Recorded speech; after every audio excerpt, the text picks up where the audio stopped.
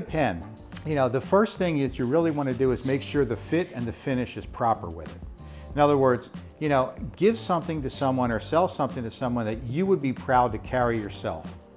All right, that's the first thing. If you have a pen that you like, all right, that you've made, wear it, show it to people, take it out and actually have it in your pocket. I can't tell you how many times I go to a meeting and I ask somebody for a pen, that's a pen maker, and they say, I don't have one of my own. And it's so frustrating to me because if you're proud of your work, show it. Show somebody that you've made this. And I can't tell you how many times I've been somewhere that I pulled out a pen and they said, where'd you get that pen? I said, I made it. And the first question or the first comment is, you made that? And I said, yeah, I made that. And then that leads to a whole different discussion. And then I've sold people pens that I've made at a Marriott hotel that were checking me in. Everybody will say, well, I want to put a website together and do it. Well, that's great, okay? Websites work, okay? They don't work well for me, all right? I do much better when people see my pens in person. You cannot see all the detail in this pen, all right, unless you're on top of it. And even a good picture is not going to show you what it's like. When you put it in someone's hand and they write with it, it makes a big difference. And that's what makes the shows more successful than the website for me. When someone puts my pen in their hand and they can write with it and they can feel that, and the first thing when they touch it to the paper and I hear a little ooh, I know I've got them. All right, so where do you start? Well, you can go on the internet, and the internet has a great number of sources. If you just put in local craft shows will pop up, and you have got a myriad of different titles of different shows that you can attend, okay? However, I don't really like to go to a show that I've never, attended, number one, to see what the attendance is. And two, if I'm going to travel some, 2-3 hours away from my house, I want to make sure that it's worth my time. However, I don't really like to go to a show that I've never, attended, number one, to see what the attendance is. And two, if I'm going to travel some, 2-3 hours away from my house, I want to make sure that it's worth my time. So what I'll do is I'll either call the promoter and ask them, what they're doing or what the attendance is like. Now, you have to watch out for these guys because what they're doing is they're selling a space. They don't care who they sell it to, they just want to fill up a space. So if you can go to a show and check it out yourself personally and find out, and I talk to vendors, I say, listen, I make pens, I'm thinking about coming to this show, how has it been for you? And most of them will honestly tell you what it's like, what the cost was, if you need to stay at a hotel, if you're local or whatever, okay? And once you find those things out, walk around, see if people are spending money. Because there's no sense in getting a space and finding it there and then, whoop, you're not going to do anything with it. So really do your homework on a different show that you want to attend. One question I get a lot is, you go to a show and there's 2 other pen makers there. Well, first of all, to me, when I apply for a show, I ask them how many other pen makers they're going to be.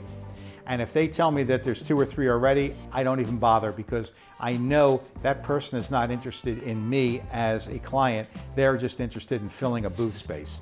So those shows I don't go to. Now, shows in general, okay, you can have a juried show and a non-juried show. So what do I mean by each? Well, a non-juried show is basically like a flea market or something like that, where all they're going to do is take your money for a table and you're on your own.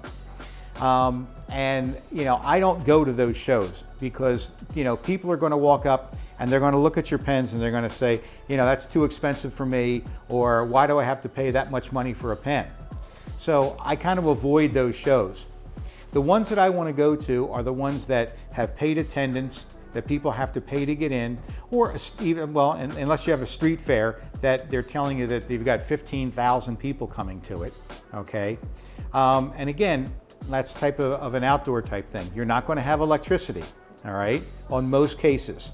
So make sure that your setup is bright and airy and that you can see different things. Now again, the juried shows are going to be costing you a lot more, all right? Anywhere from, I'd say from $300 up to $1,000 for a 10 by 10 booth.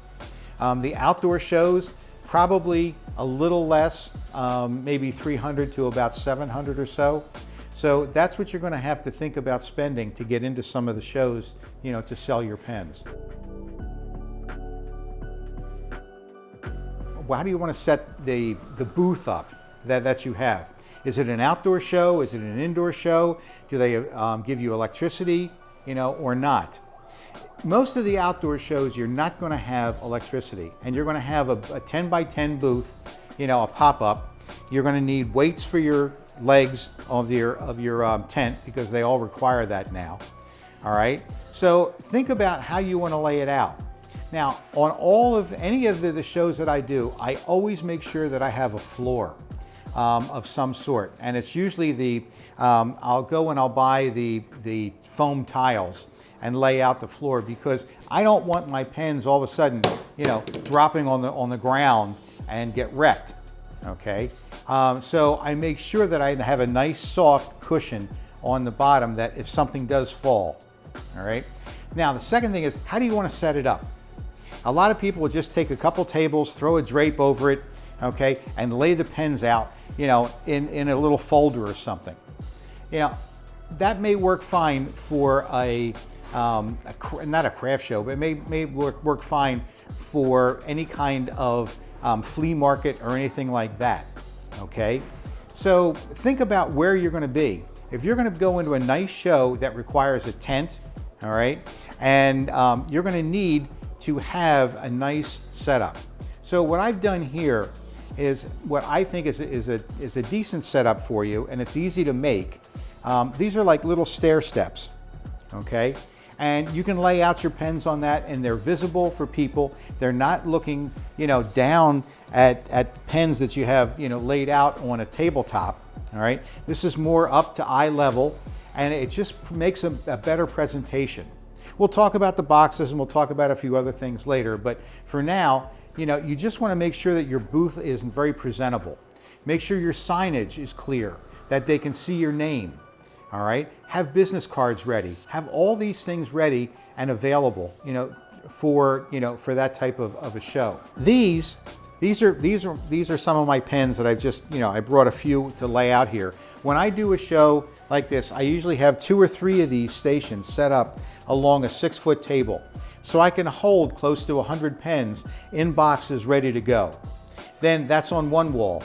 On another wall, I may have a little different setup where I'll have, not stair steps up. I may have acrylic stands that are stair stepped, and I'll have them sitting on those, because I want to make sure that people can see the work and see what it is. You're going to need lights, and lighting is key. I can't tell you, lighting is key to making your pens pop. Now, if you look at the pens that I have out here on display, I've got these lights, and you can pick up these, reasonably inexpensive off the website. They just plug in and they work, okay?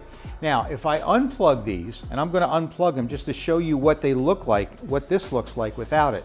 Now, we've got lights on these on the side as well, but you can see how dark they become right away, all right?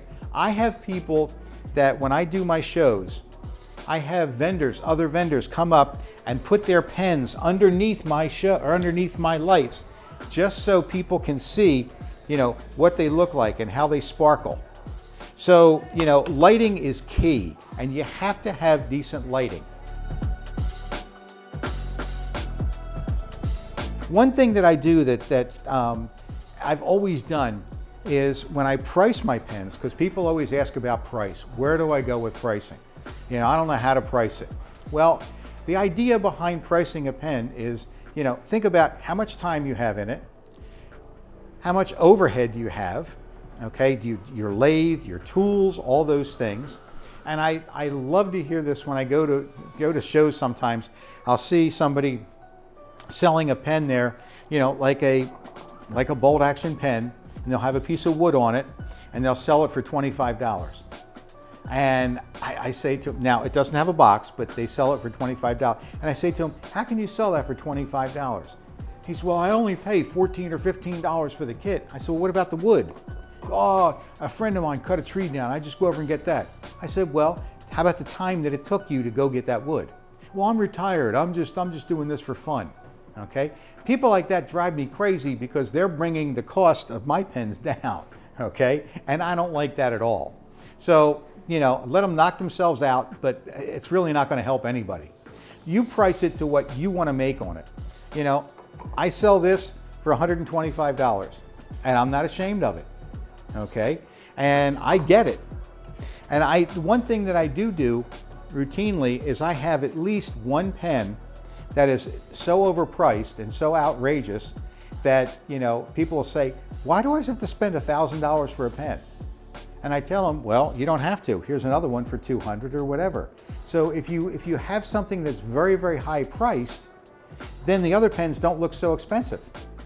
And so I always do that, have at least some piece of pen like that. Usually I try and bring 2 and 3 of everything, but you never know what's going to happen. I had an attorney walk into one of my shows one time, and I usually have an attorney pen. I didn't bring it this time, a Scales of Justice, and he wanted 10 of them for his staff. And unfortunately, I only had 3. So I said, but I do have more back at my house. I said, so I can get them for you. So I mean, you can always judge somebody or tell somebody I can pull more from here or pull more from there. But I usually try and take 2 or 3 of everything. That way I have a backup of something. One thing that you can do to really make some money with this is that you can have pens, but you can have some other items as well there too. You can have some bottle stoppers. You can have other things, some pepper grinders, things like that will help offset some of the pens as well. So I call that table money. So you have your little things, you have and you make them out of your pieces your end cuts. All those things that you can make with smaller items, really do, and they sell well, that you can, make up table money. In other words, you can pay for your booth half the time with some of those items. When I do my pens, when I make my pens, I try and think of who the clientele is going to be. In other words, there's a really neat fireman pen. Okay, so what do I want to do with a fireman pen? Well, I want to put the fireman logo on it somewhere. So I want to tailor it to that particular person. And I try and match them as best as I can. I mean, I look at the colors of different things and say, what would that look nice with? Like when you've got these colors in here for the dragon pen, you've got the copperish color here. I wouldn't put that on a pewter pen. That's just my own personal taste. So you try and match things to go with the plating that you're going to use, or whatever that it happens to be. So I try and match, like I said, I try and match them together, make sure the boxes look good with it, and it's a whole presentation, and people buy as a gift. Okay, most of the pens that I sell are not sold to the individual themselves. They're buying it for somebody as a gift. Occasionally, yes, they'll buy something and say, I really like that pen, and they'll go with it. But most of the time, they'll buy it as a gift, and that's what it's about. Should I take my lathe and be a demonstrator? That's the only way I'm going to get in. Well, if that's the only way you're going to get into a show, then yes. But me personally, I don't like to do that, because I get people that are focused on me turning that pen, okay, and they're not looking at everything else, okay? Or what they'll do is they'll clog up the whole aisle because people are coming by and they're stopping, they're slamming into them because they're looking at you turning, okay? And then when it's all done, they say, wasn't that interesting, Frank? Yes, and they walk past. So I don't really like to do, demos. if I do anything at all, and I do this, is I have pictures, snapshots of different phases of it. I'll have pictures of my hands, with my skew, shaving something. I'll have pictures of the Stars and Stripes pen, putting the stars in, okay, all 50 of those. I'll give them some detail shots that they can see that these are really handmade, which is important, okay? So they can get the same idea rather than me sit there and demonstrating. Plus, that's a whole other object. You gotta bring your lathe, you gotta schlep all that stuff to the show and set it all up, and it's just, to me, it's not worth it. One of the first things is obviously the money objection is, why is your pen so expensive? Well, number one, it's handmade. You're at a craft show, all right? All these people have made these pens. This is all handmade. This is not a 19-cent Bic you can buy at Staples or Office Max, okay? There's quality to this. Everything in it is handmade that I've done, all right? I've inlaid all these pieces. I've turned this. I've polished it. I've done all those things. I said, so, it's worth the difference. I mean, feel the weight of the pen. All those things make a difference when somebody, is trying to tell you, oh, I'm not paying that much for it. Or the other thing is they'll tell you, why should I buy your pen when I can steal them from the bank for free? Well, if somebody has that attitude coming in my booth, I just don't even really talk to them. I just tell them, well, thank you very much. And I just smile at them and let them walk out because they're not going to buy your pen anyway. So why waste your time convincing them? And I say, here, try to write with it. Oh, I don't want to do that. If I get it in their hand, 9 chances out of 10, they're going to buy it because, number one, they're interested. Number two, they like the way it feels. Do not do this. I just cannot tell you how many vendors sit there and look at their phones, okay? Or sit there and read a book. Be engaged with these people as they walk in the booth. Acknowledge them. Hi, how you doing today? Okay. Oh, I like that. I like this, whatever. Be nice to them, okay? And build some rapport with them immediately. Don't just sit there on your phone looking at it and ignoring them, and waiting for them to say, hey, what's this about? I tell them a story about every pen. I tell them everything about it. With my watch pens, every piece is made. This is a real genuine dial, a real Rolex dial. All these watch pieces I've taken from other recycled watches. I go to flea markets and buy them and then take them apart and involve them in a story. And you're much more, likely to have a successful outcome. He's got that same pen over there, and it's $50 less. Why should I buy from you? And I say, well, and I say, did you write with that pen? No. Okay. Did you actually, pick it up and look at it, or did you just look at the price? And he's, well, I just looked at the price. I said, well, do me a favor. Go back, pick the pen up. Look at the fit on it. And what I mean by the fit is, when you take your fingers and you slide it over here, is there a bump on one side or does it feel smooth all the way around? I said, look at the finish of it. Are there any scratches in it? Hold it in different light to see if there's any scratches. Okay? What is the material that it's made from? All right? Is it what kind of wood or acrylic or what exactly, are you comparing it to? I said, then come back and tell me about it. I said, does it come in a box? Or are they just giving it to you in a pouch? Or are they just giving it to you? That's what I try and get from, a client to see exactly what's going to happen with it. And eventually they'll come back and they'll buy my pen. Once they really look at the quality of it. One of the big ones are my watch pieces. I'll ask, there's somebody, oh, he's got it for $100 less. I said, okay, fine. I said, how many pieces does he have on the watch piece? Well, I don't really care. I said, does he have hands on it? Well, I don't know. I said, what kind of what kind of dial does he have? Is it a genuine dial? Well, I don't know. I said, is the pen signed like this one is? I said, so those are some of the things that I try and draw out of people to make a difference in my product and someone else's, especially if there's another person there. And usually, like I said, they'll come back and they'll buy it. One thing that I do, and I routinely tell people that, I guarantee my work. If they're not happy with it, they take it home, they write with it, they feel that the ink doesn't flow right or whatever, I tell them, send it back to me. I'll make it right for you. And I've always done that. And I get repeat sales from that because people know they can trust me. They know that I'm going to, take care of their issues. I've even taken care of people's pens that I didn't even sell them. I've fixed them for them, and I've really had them come back to me the following year and buy a pen from me just because I helped them out.